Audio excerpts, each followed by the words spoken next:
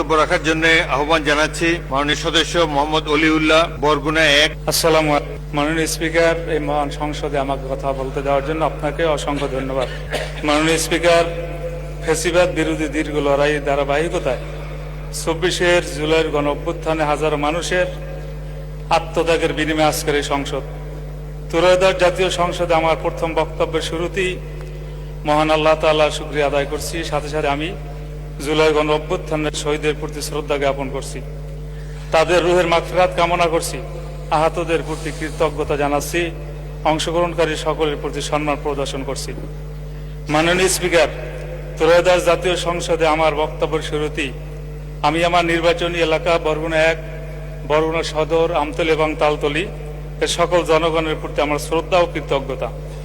হাত পাখার প্রতীকে ভোট দিয়ে আমাকে নির্বাচিত করেছেন বলেই আমি আজ সংসদে যে আস্থা নিয়ে আমাকে নির্বাচিত করেছেন সে আস্থা রক্ষা আমি প্রতিজ্ঞাবদ্ধ। মাননীয় স্পিকার, জুলাই গণ অভ্যুত্থানের শুরু থেকেই আমার দল ইসলামী আন্দোলন বাংলাদেশ বা আমার নেতা পীর সাহেব চরমনাই সহ আমরা মাঠে লড়াই করেছি। নানা কারণে অনেকেই যখন দলীয় ব্যানারে এই অভ্যুত্থানের সাথে সম্পৃক্ততা ঘোষণা দ্বিধান্বিত ছিল, তখন আবু সাঈদের শাহাদতের পরে আমার নেতা পীর সাহেব চরমনাই হত্যাকারীদের প্রতি রাজপথে গর্জে উঠেছিলেন, ওই নরপিচাস আমার সন্তানের বুকে গুলি করলি কেন। ৪ঠা আগস্ট থমথমে পরিবেশের মধ্যে জীবনের ঝুঁকি নিয়ে মুফতি সৈয়দ মোহাম্মদ ফয়জুল করিম সাহেবের চেয়ারম্যানের নেতৃত্বে আমরা রাজপথে ছিলাম এবং স্বাভাবিক অবস্থান করেছিলাম।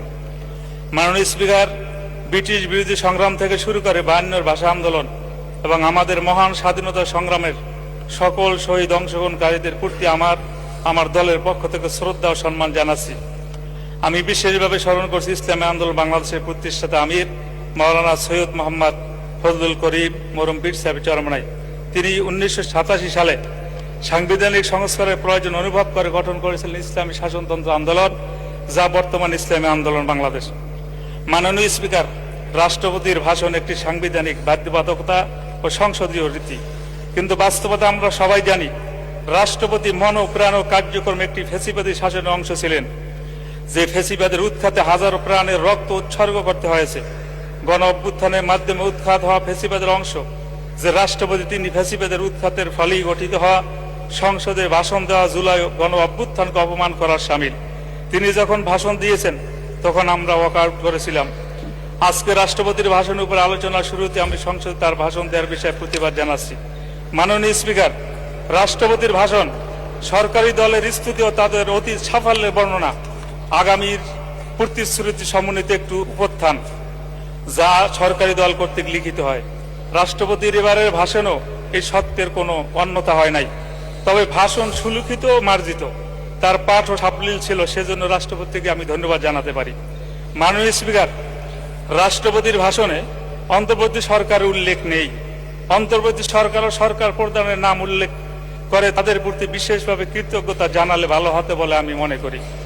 মাননীয় স্পিকার, রাষ্ট্রপতি তার ভাষণে পতিত সরকারে বারংবার ফ্যাসিবাদী শাসন বলে অভিহিত করেছেন, এজন্য তাকে আরেকটি ধন্যবাদ দিতে চাই।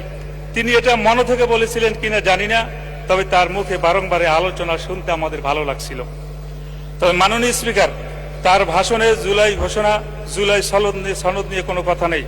সংস্কার কমিশন গঠনের কথা আছে, কিন্তু সেসব কমিশনের প্রস্তাবিত এবং দেশের সকল রাজনৈতিক দলের স্বাক্ষরিত জুলাই সনদে বাস্তবায়নের ব্যাপারে কোনো কথা নাই।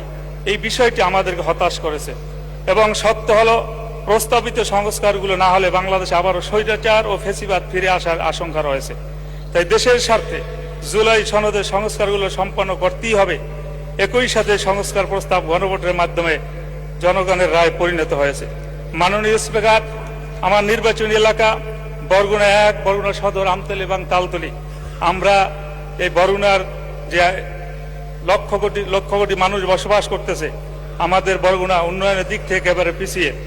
মাননীয় স্পিকার, পায়রা ও বিষখালী নদী বেষ্টিত আমাদের জেলায় নিরবিচ্ছিন্ন যোগাযোগ এখন সময়ের দাবি। জনভোগান্তি লাঘবে এই রুটে দ্রুত একটি আধুনিক ফেরি সার্ভিস চালু করার জোরাল দাবি জানাচ্ছি। আমতলী, পুরাঘাটা, বড়ইতালবাগ, বাইনচটকি পয়েন্টে সেতু নির্মাণ করা হলে দক্ষিণ অঞ্চলের মানুষের যাতায়াতের এক যুগান্তর বিপ্লব ঘটবে, শিক্ষা খাতে ব্যাপক ভূমিকা রাখবে, যা রাজস্ব বৃদ্ধিকে সহায়তা হিসেবে কাজ করবে। মাননীয় স্পিকার, তালতলী উপজেলার প্রশাসনিক গতিশীলতা আনতে তালতলিকে দ্রুত পূর্ণাঙ্গ পৌরসভা হিসেবে ঘোষণা করার দাবি জানাচ্ছি।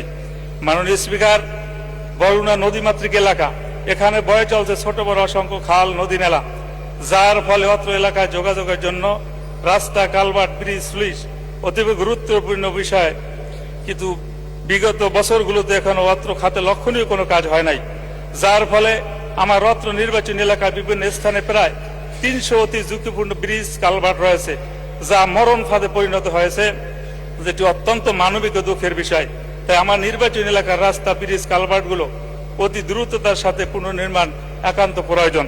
মাননীয় স্পিকার, তালতলি বরগুনা থেকে বিচ্ছিন্ন একটা উপজেলা, এ জায়গায় একটা দ্রুতগামী একটা ফেরির ব্যবস্থা করার জোরালো দাবি জানিয়ে আমি আপনাকে অভিনন্দন জানিয়ে শেষ করছি। আল্লাহ হাফেজ। আসসালামু আলাইকুম রহমতুল্লাহ।